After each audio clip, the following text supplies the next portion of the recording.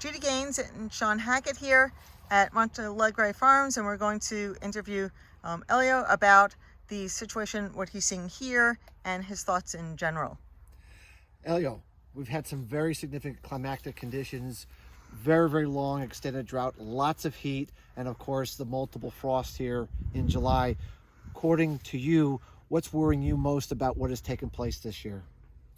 First of all, pleasure having you guys here. I think the cold frost is always a problem, but it's a punctual problem.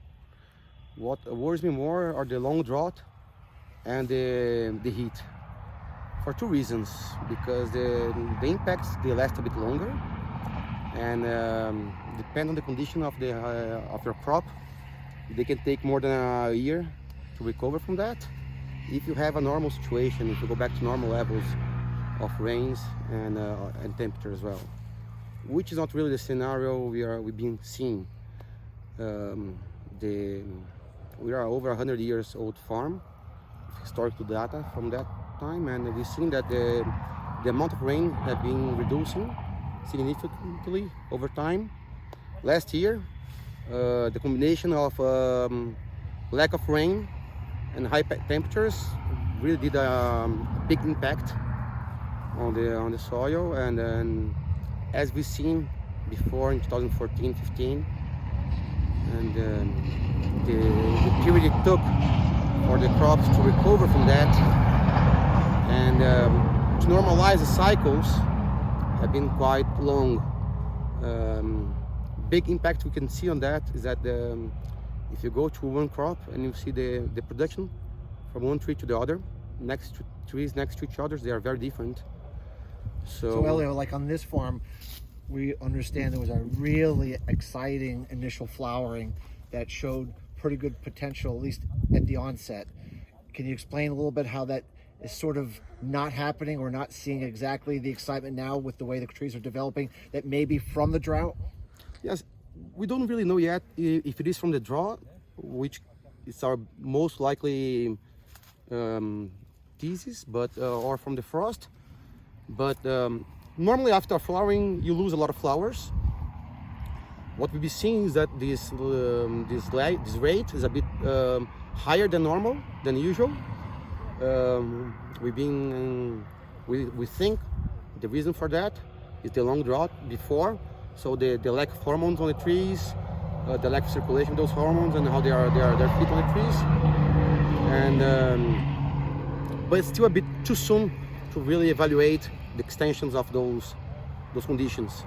We're just about finishing the pegamento of the flowering. They turn into beans, and we have to see how the plant's gonna react to that. So right now you're seeing warning signs, but some more definitive signs would you say maybe in December, when we see a little more of what actually starting to form? Definitely. I think that the big hope that came with the big flowering cannot be that well cherished. We have to be very careful about it. Right. So I understand we're standing on the spot right here, and the rows where there was the magnificent flowering. Exactly. So let's just zoom in and look at what we have here, so people can understand that the photos that circulated of massive flowerings in this spot on this farm. So Elio, can you describe this to us a little bit? What's going on here on this branch? Those are branches that they produced last year, but if you go to some other branches that are not as sick, they are branches that for some reason they should be becoming the beans, and they are not. Okay, if you see that the amount of beans in each rosetta are very little. If you look at the photos from the flowering in this region, this was all covered in white, like had snowed here. If you look for the photos, you would imagine like 70, 80, even 90 bags per hectare. Today, this is a bad, it's a tree that was a bit more damaged. But even if you look to one that is more more covered with leaves, this side, you can still see that first, it's following a lot of the shum beans that should be picking, and the amount of beans you have are very little. So this is worrying us, and this is a good first sign that the first excitement from the flowering should be in our past, and we should be watching out how to react to this situation, because this is not normal. Now, what about? Oops, sorry. What about the amount of new growth that started for 23-24? So you could see the lighter leaves, and we got a late start to the rains. Are the nodes, the number of nodes, what they should be for this time, or are we looking at something a little less? Because we've seen that also on farms that we visited. It is a little less, but this is not our biggest worry so far, because as you had some areas that should have produced before and didn't last year, those should be producing this year. The same we should pass on. Right now, I'm frankly more worried about this next year crop. And as I said, the drought brings a situation in which the plant behaves in an unusual pattern.